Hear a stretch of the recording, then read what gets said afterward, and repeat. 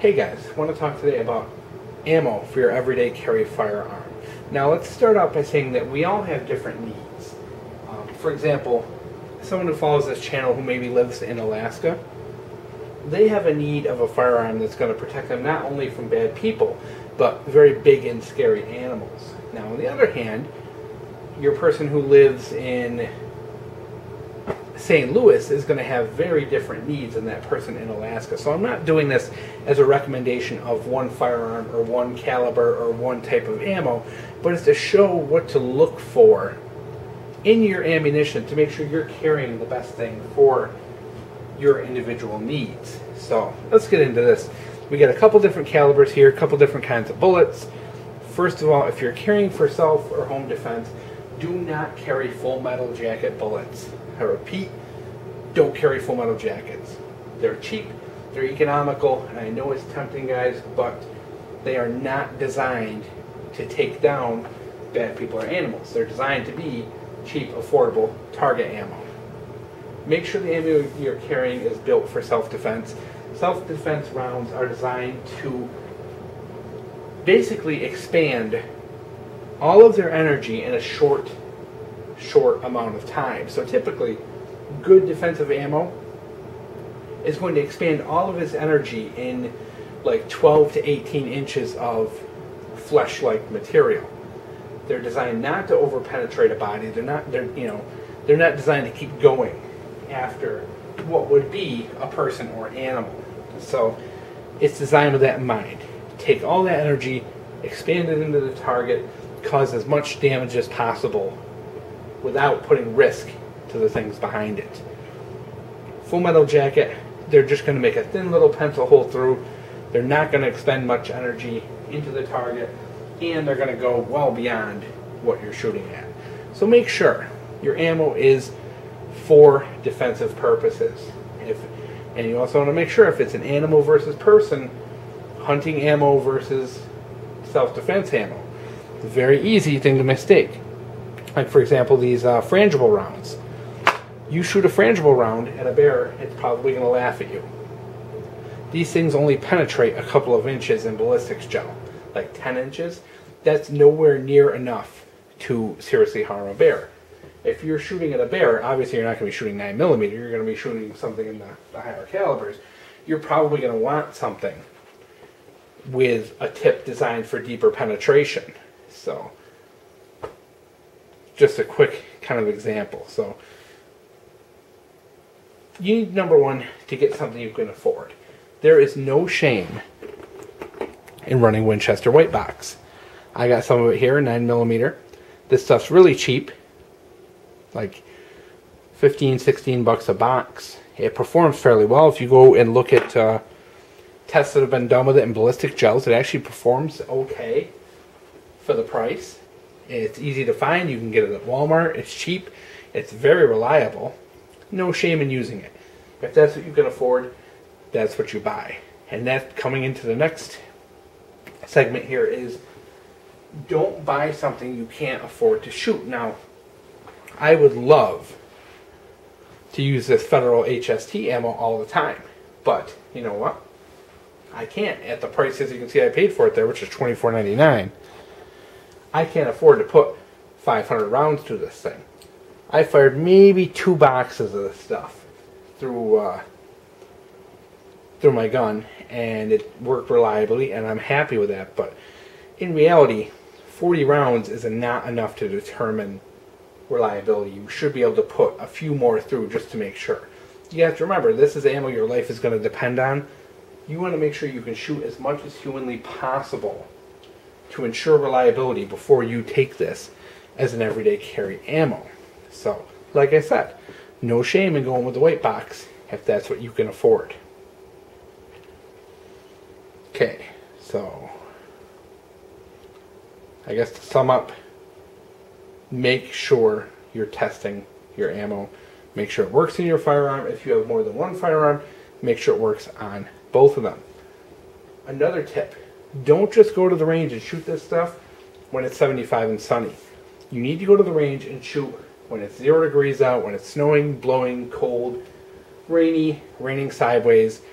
you need to know that your gun's going to function in any situation, not just fair weather. So I highly recommend, if you buy a couple boxes, save one for a rainy day, save one for the winter, just to be sure.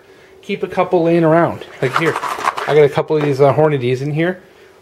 I'm probably going to bring them to the range sometime when it's really cold and miserable, just to make sure they still function. I'll often do that. Take a box, split it up, different times of the year. So that's very important. Having the right round for what your needs are, making sure it's reliable before you carry it.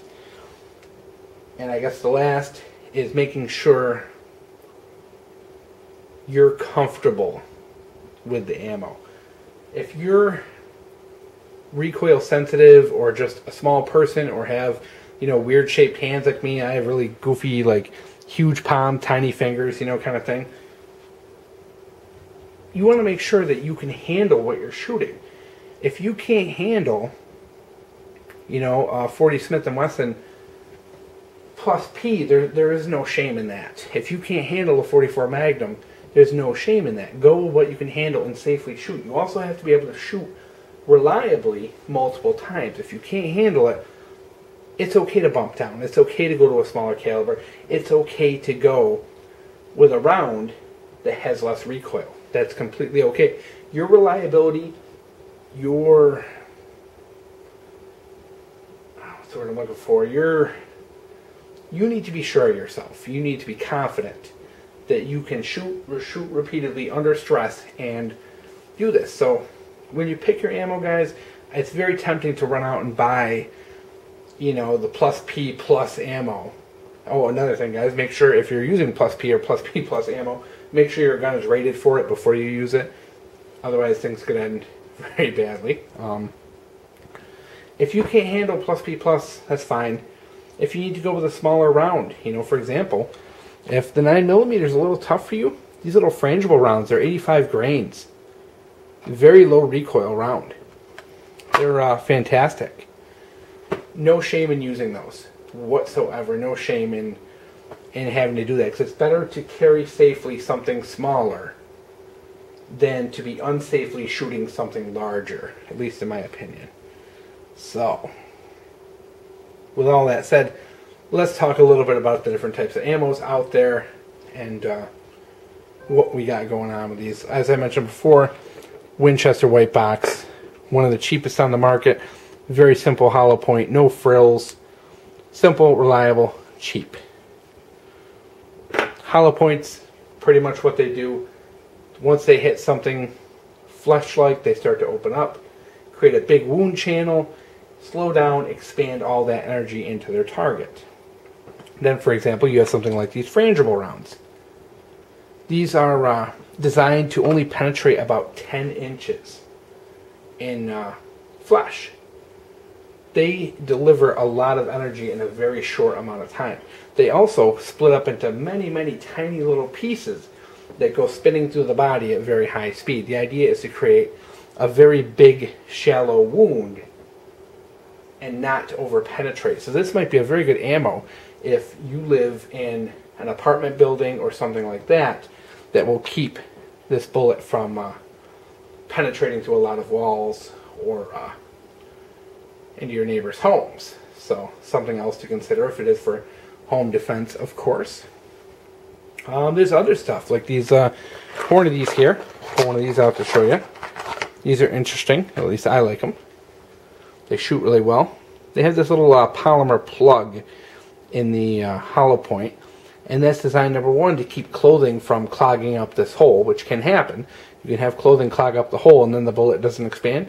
But also it's flexible, and as it pushes, it helps expand the bullet. So I thought that was really neat.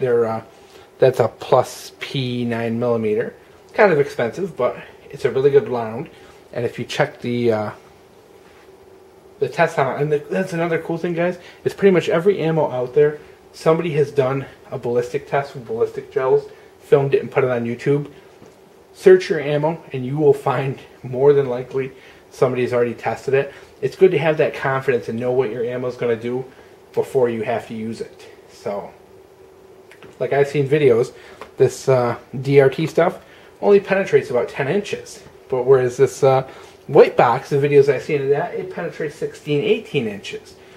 This HST I saw in their video in gel, I think it penetrated maybe like 12.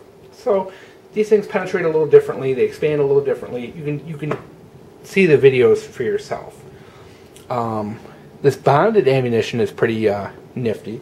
What it is typically you have a copper jacket and a lead core underneath.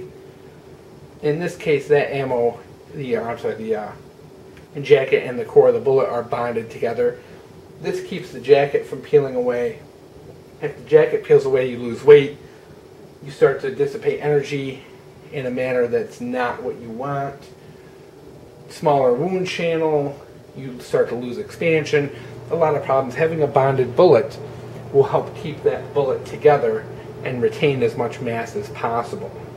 So, not a bad idea if you're looking for that sort of thing, to have a nice bonded bullet, because the last thing you want is to have a hollow point that falls to pieces and essentially doesn't do any damage.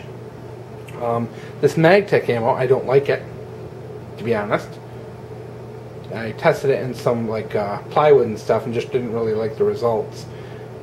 But this one here is a SCHP, which means a solid copper hollow point. Instead of being bonded, this is just a solid copper bullet. No lead core. It shouldn't fall apart on you.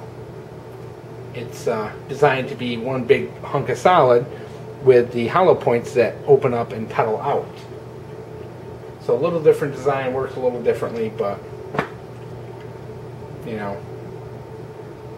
So when you're looking at ammo, try and understand the ammo. They all use, and there is no way to like figure this out. What Winchester calls a PDX-1, Hornady calls an FTX, an HST, and they all have these weird initials like that now. Just Google it, see what this bullet is doing and what makes it different and what makes it special. Why is it different? Why is this ammo called FXT? And it's good to know that it's a flexible tip. It's what the FT stands for.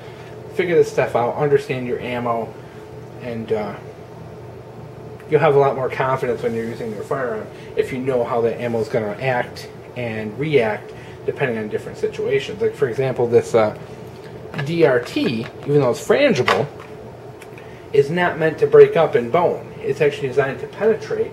So if you hit something in like a shoulder bone or something like that, like an animal, it's designed to penetrate that bone and then fragment.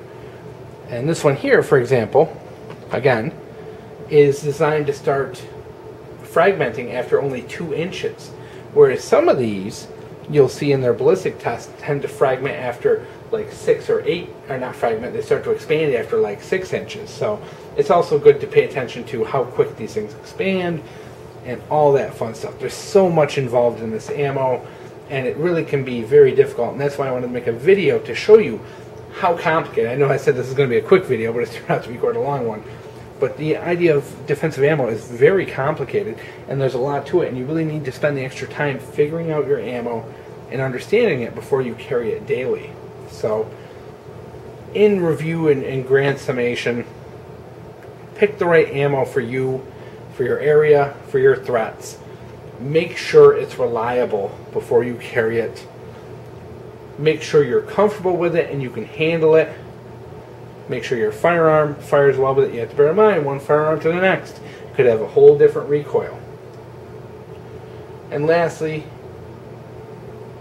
select a good ammo. Spend the extra money. Get something good.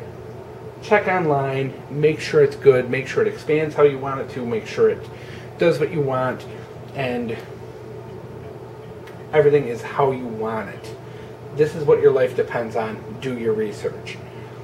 I do different things, of course. I guess we'll finish it up with this. For example, these DRTs, these are for in the house. These are something that if I have to fire in the house, I know they're not going to over-penetrate. They're 85 grain, so I know if I have to fire a lot of them, I can keep it right on target and very well controlled. The idea for that is use inside my home. These are what my magazines for home defense are loaded with because that's what I want. Something that fragments violently and quickly, and not over penetrating and me worrying about who's in the next room.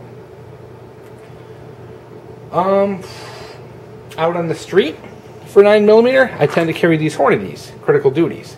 They're plus P, so they got a little more boomph to them. But out on the street, I'm not so much worried about over penetration, whereas I'm worried about stopping the threat. Odds are, if you're attacked, you're going to be doing so in an environment that's not your home, of course. So when I'm carrying, I tend to carry something like that, a good plus P that expands well. You know what? Going up into the Adirondacks, if I'm camping and I'm worried about bears, and the Adirondack bears, guys, they're pretty small. They're typically like 200 pounds. Something like this 40 is fine with me. No big, I know you should probably carry a little more, but to be honest, they're 200-pound bears. They're not the ferocious bears of other parts of the countries. In fact, New York's had like one bear fatality ever, so different things for different times. Typically, when it comes to people, I'm looking at 9mm. When it comes to bears, I'm looking at 40. 45 I carry sometimes, not a ton, but typically 9. And for the longest time, I'm telling you guys, for the longest time, I use these white box, and in fact, I got quite a few magazines loaded up with them. Why? They're my backups. I know they work. They're old, trusty, reliable. So I've got 2 or 3 mags loaded up in the gun safe with them. If something happens and I run out of this stuff, I know I got a couple of old reliable sitting around back. So there you go, guys. I know I went on way too long, but hope you enjoyed.